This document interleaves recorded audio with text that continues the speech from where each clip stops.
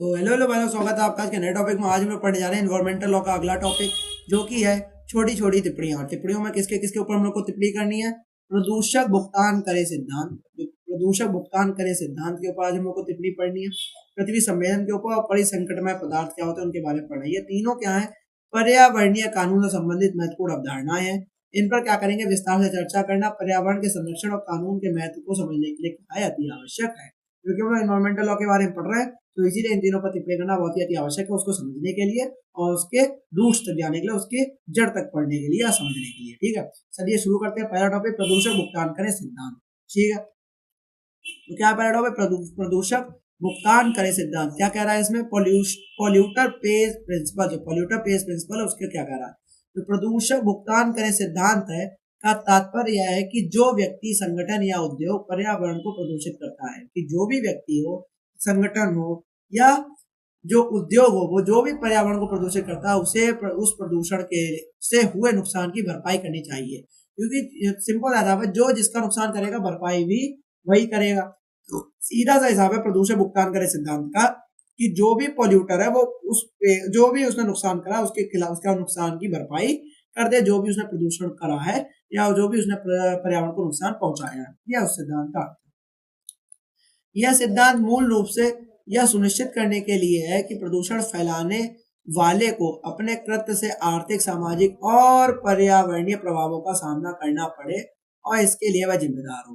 ठीक है, तो यह क्या है?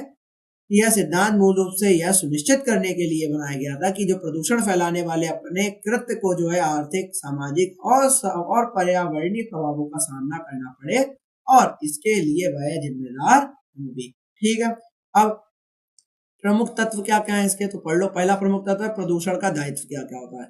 तो प्रदूषक पर यह दायित्व डाला गया है कि वह अपने द्वारा किए गए प्रदूषण की भरपाई करे। जो प्रदूषक का दायित्व क्या है?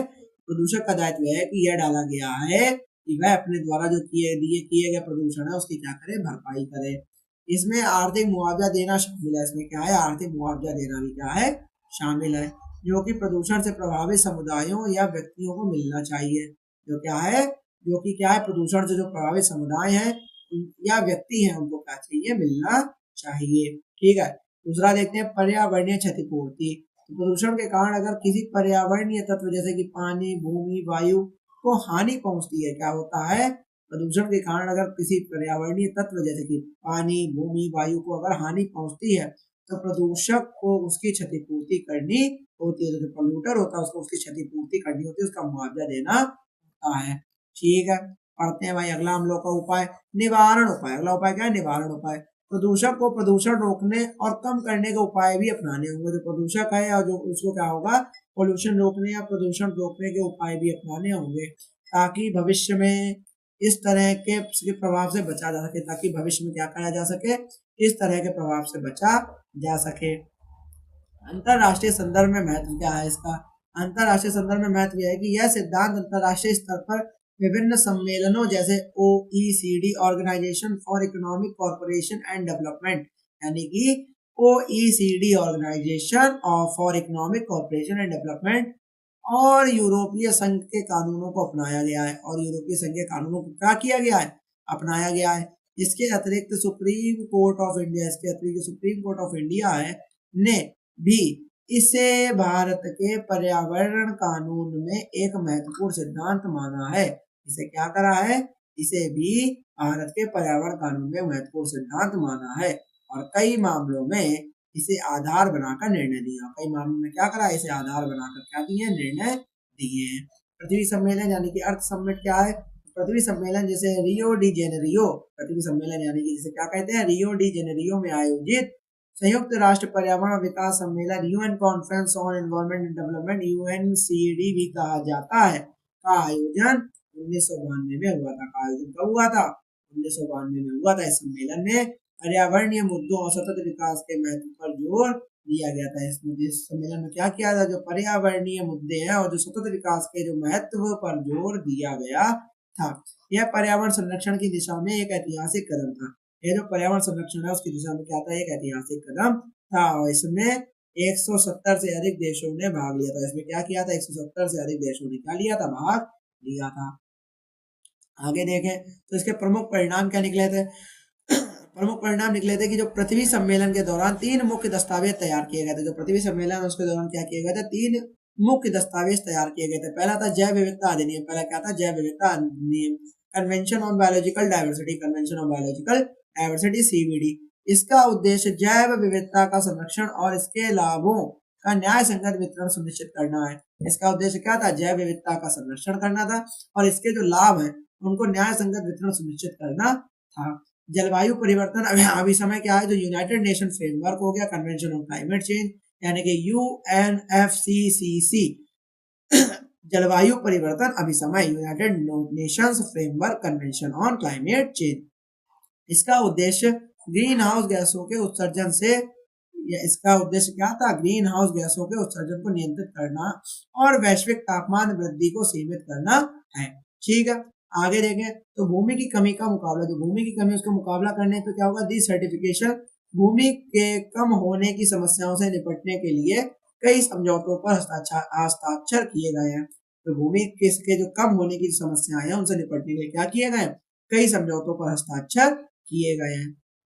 आगे आते हैं तो अन्य महत्वपूर्ण दस्तावेज है। अन्य महत्वपूर्ण क्या क्या दस्तावेज है, रियो घोषणा यानी कि रियो डिक्लेरेशन, इसमें 27 सिद्धांतों का उल्लेख किया गया है। इसमें क्या करा गया, 27 सिद्धांतों का उल्लेख किया गया जो पर्यावरणीय संरक्षण और विकास में संतुलन की आवश्यकता को दर्शाते हैं। जो पर्यावरणीय संरक्षण और विकास में संतुलन की आवश्यकता को दर्शाते हैं। इसमें सतत विकास प्रदूषक भुगतान करें सिद्धांत, यानी कि जो इसमें क्या है, जो सतत विकास प्रदूषक भुगतान का जो कर के सिद्धांत है, सावधानी सिद्धांत यानी कि प्रिकॉशनरी प्रिंसिपल आदि को क्या करा गया है, अपनाया गया है। एजेंडा 21, एक एजेंडा 21 भी था, वो क्या था, वो भाई देखो, वो भी देखो भाई, एजेंडा 21। तो एजेंडा 21 क्या था, यह एक व्यापक कार्य योजना थी। यह क्या थी, एक व्यापक रूप से कार्य योजना थी जिसका उद्देश्य सतत विकास के माध्यम से पर्यावरणीय चुनौतियों का समाधान करना था। यह एक व्यापक कार्य योजना थी जिसका उद्देश्य सतत विकास के माध्यम से जो पर्यावरण की जो चुनौतियां उनका समाधान करना था। कौन सी योजना थी, एजेंडा 21। इसमें विभिन्न स्तरों पर जैसे कि राष्ट्रीय और स्थानीय स्तरों पर पर्यावरण संरक्षण के उपायों का सुझाव दिया गया था। इसमें क्या करा गया था, विभिन्न स्तरों पर जैसे कि राष्ट्रीय और स्थानीय स्तरों पर क्या करता है, पर्यावरण संरक्षण के उपायों का सुझाव दिया गया था। इसका महत्व क्या है, महत्व इसका यह जो पृथ्वी सम्मेलन ने पर्यावरण संरक्षण और सतत विकास को वैश्विक नीति निर्माण में केंद्र में रखा है। पृथ्वी सम्मेलन ने क्या करा है, पर्यावरण संरक्षण और जो सतत विकास को क्या करा है, वैश्विक नीति निर्माण के केंद्र में रखा है। यह पहला ऐसा मंच था, यह क्या था, पहला ऐसा मंच था जहाँ विकसित और विकासशील देशों ने पर्यावरणीय समस्याओं के समाधान के लिए एकजुट होकर कार्य करने का संकल्प लिया।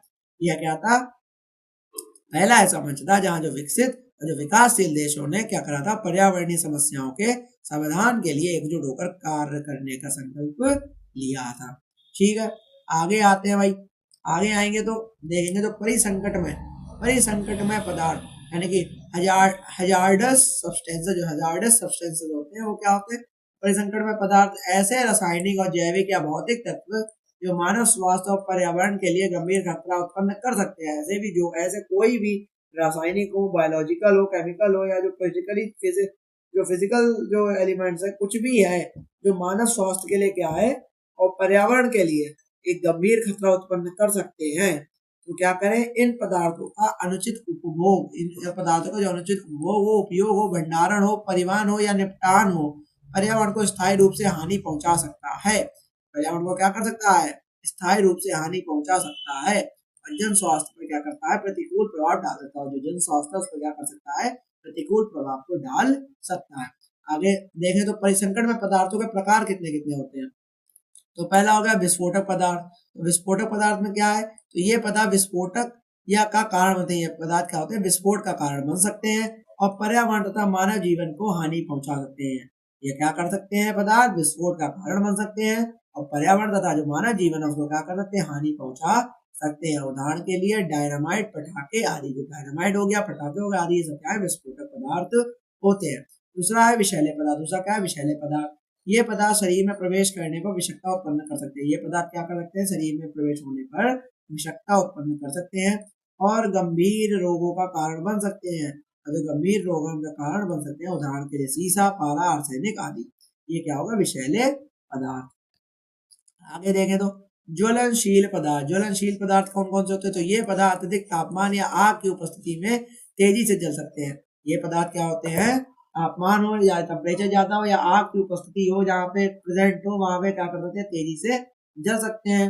और वातावरण में धुआं, वातावरण में क्या कर सकते हैं? धुआं भी भेज सकते हैं और रासायनिक तत्वों को फैलाकर प्रदूषण उत्पन्न करते हैं, जैसे कि पेट्रोल, केरोसिन गैस आदि। ये सब क्या होते हैं? ज्वलनशील पदार्थ होते हैं।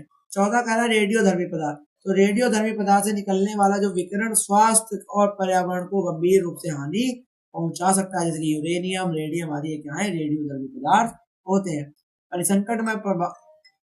परिसंकटमय पदार्थों का प्रभाव क्या होता है? मानव स्वास्थ्य पर, पारिस्थितिकी तंत्र पर और भूमिगत जल प्रदूषण पर। पढ़ लो भाई। सॉरी।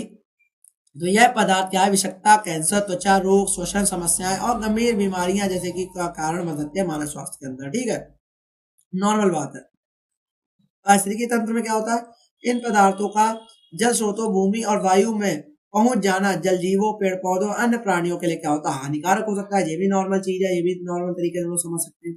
भूमिगत जल प्रदूषण का जो अवैध निपटान होता है, जो अवैध तरीके निपटान के कारण क्या होता है? ये पदार्थ भूमिगत जल में प्रवेश कर सकते हैं, जिससे पानी, पीने का जो पानी होता है, उसके स्रोत क्या हो सकते हैं? दूषित हो सकते हैं। ये भूमिगत जल प्रदूषण होता है। भारत में जो कानूनी प्रावधान है, भारत में इसका कानूनी प्रावधान क्या दिया गया है? तो भारत में परिसंकट में पदार्थों के नियंत्रण के लिए परिसंकट में अपशिष्ट प्रबंधन एवं संचालन नियमन 2016 लागू किया गया है। तो भारत में जो परिसंकट में पदार्थों के नियंत्रण के लिए क्या करा गया है?